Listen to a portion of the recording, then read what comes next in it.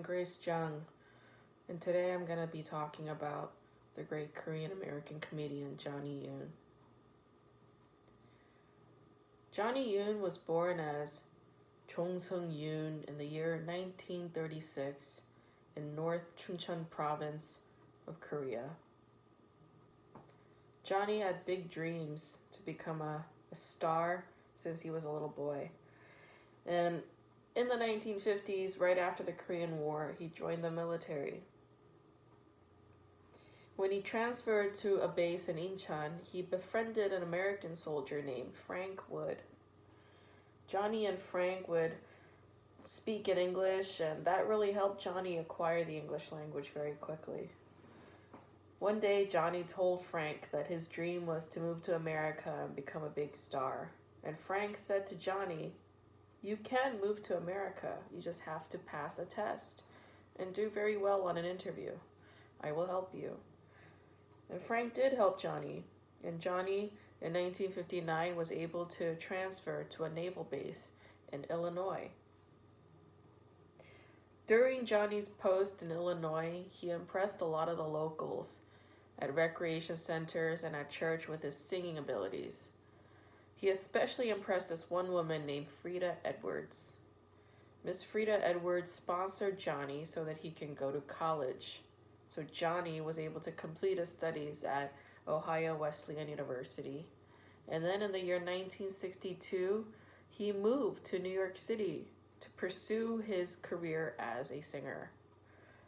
Of course, Johnny was not able to become a singer overnight. He had to work a lot of odd jobs. He worked at restaurants, he worked at a jewelry store, he married a Jewish lady so that he could get some immigration papers. But in 1967, Johnny was able to get some ads appeared on the newspaper with his name. He performed at Cafe Sabra in the Upper West Side, and he performed at the Paramount Hotel in Parksville, New York. But he wasn't satisfied with where his career was going as a singer. Meanwhile, all of his friends around him would laugh hysterically at his English and tell him, "Hey, you're hilarious when you talk. Why don't you become a comedian?" And Johnny was like, "Okay." And then he moved to Los Angeles in the year 1976. Johnny went straight to the world-famous Comedy Store on Sunset Boulevard, and he auditioned in front of the booker. And the booker immediately gave him a late-night spot to close out the store at 1:30 a.m. in front of all these drunk people who would throw and smash their glasses on the floor, not listening to a word Johnny said, but Johnny persisted. And in 1978, he was invited to debut on television for Johnny Carson on The Tonight Show. For those of you who don't know who Johnny Carson is, get the fuck out of here. You must be a fucking idiot. I can't even look at you. Johnny Carson in the 70s he was the man. He was the guy who would turn you into a star overnight. And Johnny Carson was so impressed with Johnny Yune on his debut on February 21st, 1978, that he invited Johnny Yune back onto The Tonight Show with Johnny Carson 11 more times over the next 2 years. Now, to find favor with Johnny Carson is basically finding favor with NBC. And NBC, at the time, had just acquired Freddie Silverman. Fred Silverman is the TV executive who was known in history as the man with a golden gut. And he's perhaps the only television executive who successfully had shows on all three of the big networks, CBS, ABC, and NBC. He had successes with shows like All in the Family, Charlie's Angels, The Jeffersons, Good Times, and The Mary Tyler Moore Show. Fred Silverman wanted to take a chance at an Asian American guy as the lead. And he said to Johnny Yune, "Hey man, do you want to do your own late night variety show special?" And Johnny was like, "Yeah, man." And so Fred Silverman offered Johnny Yune in 1978 his own variety show called The Johnny Yune Special. The Johnny Yune Special, it did okay. I believe the pilot did something like 16% of the ratings, and that was good enough for Fred Silverman. And Fred Silverman offered Johnny Yune another pilot, and this show was called Sergeant TKU.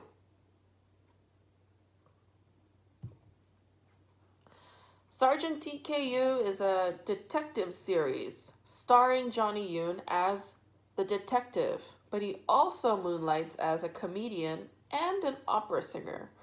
So the show is basically ridiculous. It makes no sense, and Variety gave it a terrible review. And as a result, the show did not go to series. But in the year 1980, Johnny was offered another show called The Son-in-Law. This time it was a sitcom. Johnny Yune was starring as himself, Johnny Yune, but playing Johnny Kwan, the son-in-law. Johnny Yune's mother-in-law was played by Rue McClanahan, and you all know her as Blanche from The Golden Girls. And Johnny Yune's father-in-law was played by Pat Cooper, aka Manny Sugarman, the bigoted father-in-law, who was basically a carbon copy of Archie Bunker from All in the Family. Did America need another All in the Family? Probably not. The show was pretty progressive for its times because Johnny Yune was married to a white lady named Cindy Sugarman Kwan, and I mean, seeing an Asian guy with a white lady on television in America in the 1980s, that's pretty progressive for its times. It's something we don't even see today. Anyway, the sitcom was filming, and Johnny really hated his father-in-law actor, Pat Cooper. Johnny told the producers, "Look, I hate this guy. Can you please replace him? Can you get a guy who is better at memorizing his lines? And can you get a guy who's a better actor with better comedic timing?" And the producers were like, "No, we'll sign him up for acting lessons and talk to him about it, but we can't fire him." And Johnny was like, "Hey, listen, I am the lead of this sitcom. I need you to listen to me. It's either him or it's me." And the producers were like, "Oh, no." And Johnny was so upset, he stormed off set. Then he called Fred Silverman and said, "Hey, man, I really need you to resolve this issue for me." But Fred Silverman was not that into dealing with this problem and said, "Hey, I get it, I hear ya, but there's nothing I can do for you." And as a result, Johnny quit the show, and all of his contracts at NBC were subsequently canceled. Johnny Yune had a hard time bouncing back up in the television industry thereafter. He appeared on a couple of game shows on CBS afterwards, but he never really made it big on network television from that point on. In 1982, Johnny wrote and produced his own independent feature film called They Call Me Bruce, which had a limited theatrical release in the United States and very mixed reviews. But today it is considered a cult classic. And the film had a sequel released in 1987. In 1988, Johnny Yune was invited to the Seoul Summer Olympics, and he sang a song alongside Brooke Shields and Bob Hope. The Korean producers were like, "Whoa, it's Johnny Yune. It's the Korean guy who made it big in America." And the producers approached Johnny and said, "Hey, would you like to do a show in Korea?" And Johnny was like, "Yeah, okay, sure, fine." In 1989, the Korean Broadcasting System, aka KBS, offered Johnny Yune his own late-night talk show called The Johnny Yune Show. And this late night talk show is Korea's first ever late night talk show. Johnny hated working with KBS because they're a public broadcaster and they really couldn't stand Johnny Yune's racy sex jokes and jokes about politics. All of this was taboo in Korea at the time. So, a commercial broadcaster that had just emerged called Seoul Broadcasting System, aka SBS, offered Johnny another late night television talk show called The Johnny Yune Story Show, and that ran from 1991 to 1992. And then in 1993, Johnny moved back to Los Angeles and he had his own public access television show called The Johnny Yune Show. Frank studied post SAT. Johnny continued to appear in Korean television shows. He did a couple of Korean dramas. One is called The Asphalt Man, and that was perhaps Korea's first big budget serialized TV series that had overseas shoots. So there were episodes that were shot in California and in Utah, and Johnny Yune made a few appearances there. And then in 2004, the same director directed a TV series called Love Story in Harvard. And even though the story was set in Harvard, all of the scenes shot in America were filmed in LA, mostly at UCLA and USC.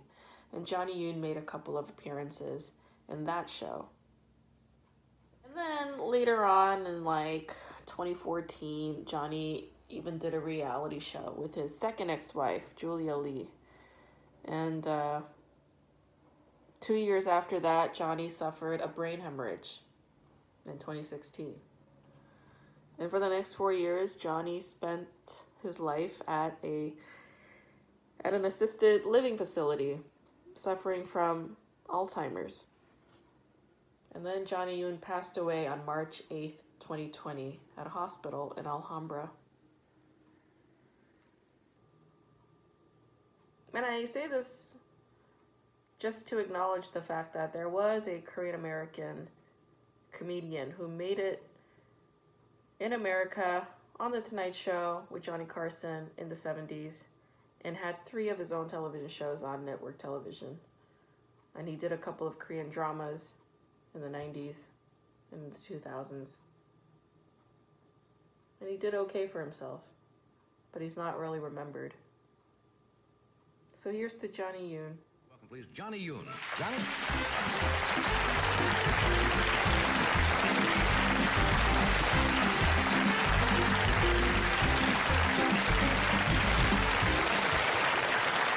Hello.